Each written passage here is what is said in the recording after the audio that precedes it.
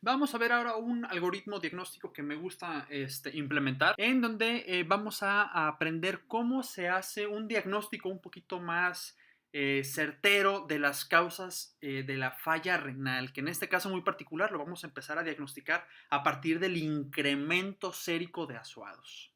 Una vez que documentamos esta alza de urea, de creatinina o ambos, tenemos que hacer un estudio que nos permita valorar las características anatómicas o morfológicas del riñón.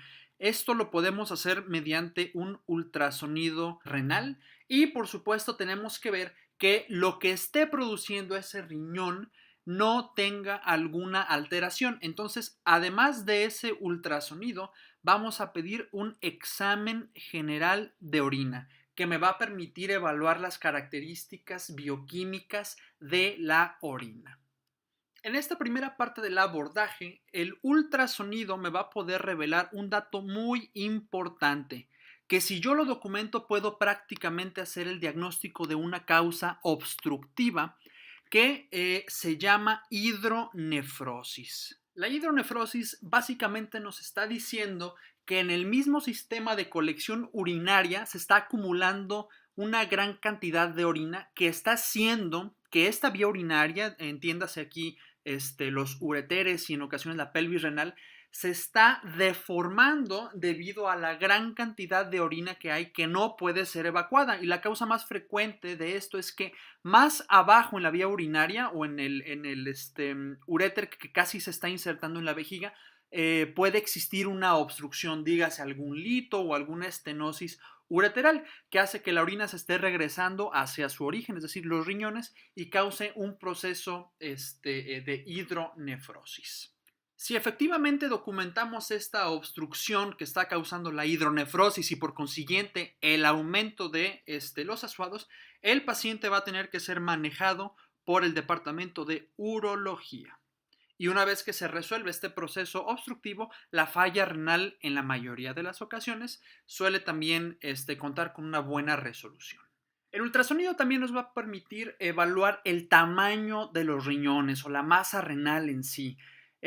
Aquí nosotros podemos, en términos generales, hablar de que vamos a interesarnos en dos resultados. Una de dos, o que el tamaño de los riñones sea perfectamente normal o que estén reducidos de tamaño. Incluso esto también lo podemos encontrar en los resultados del ultrasonido como una pérdida de la relación corteza-médula, en la cual la corteza va a ser mucho más delgada que lo normal. Si nosotros encontráramos entonces que no hay alteración en este parénquima o que el tamaño es normal o adecuado, pudiéramos nosotros estar hablando de que el paciente esté cursando con una enfermedad renal aguda en cualquiera de sus expresiones. Sin embargo, si llegáramos a documentar la disminución del tamaño o de la masa renal o esa alteración en la relación corteza-médula, estaríamos muy seguramente ante un paciente que sufre una enfermedad renal crónica. El examen general de orina es básico para nosotros tener esa primera idea de si nuestro paciente está cursando con una enfermedad renal crónica o una aguda. En términos generales, la enfermedad renal crónica la definen cuando esta dura más de 3 meses con una elevación vamos a decir, constante de los azuados y con un decremento de la tasa de filtrado glomerular. Más adelante voy a hacer un video específicamente con las diferencias entre crónica y aguda. Pero para fines de este algoritmo, te pongo aquí que las principales alteraciones en este examen general de orina nos permiten hacer el diagnóstico de la enfermedad renal aguda. Empezando por las proteínas, y depende en qué bibliografía vayas a leer esto, la cifra mágica que te ponen es 3 o 3.5 gramos de proteína en una orina recolectada en 24 horas. Cuando nosotros, aquí yo te pongo nada más el número 3. Cuando nosotros encontramos entonces una concentración de proteínas mayor a 3 gramos en esta orina recolectada en 24 horas, hablaríamos nosotros que estamos ante una enfermedad renal aguda. Asimismo, el hallazgo de bacterias nos orienta a pensar que el paciente está cursando muy probablemente con una pielonefritis que está causando un proceso inflamatorio agudo en el riñón y está comprometiendo la eliminación de azuados. La presencia de cilindros en el examen general de orina también nos orienta la mayor parte de las veces a pensar en una etiología aguda. Puedes encontrar diferentes cilindros en este examen general de orina, particularmente cilindros eritrocitarios y cilindros leucocitarios. Cuando estos están presentes, nos podemos orientar a pensar que nuestro paciente está cursando con una enfermedad renal aguda que puede ser en ocasiones causada por glomerulonefritis o incluso vasculitis, que son desafortunadamente diagnósticos que no conllevan a veces al mejor pronóstico que uno quisiera y requiere un tratamiento bastante prolongado. Por último, la presencia de sangre, y con sangre no me refiero nada más a los eritrocitos, que por supuesto cuando se conjuguen con la presencia de una alza de urea y creatinina, uno puede pensar, por supuesto, en una obstrucción vascular renal.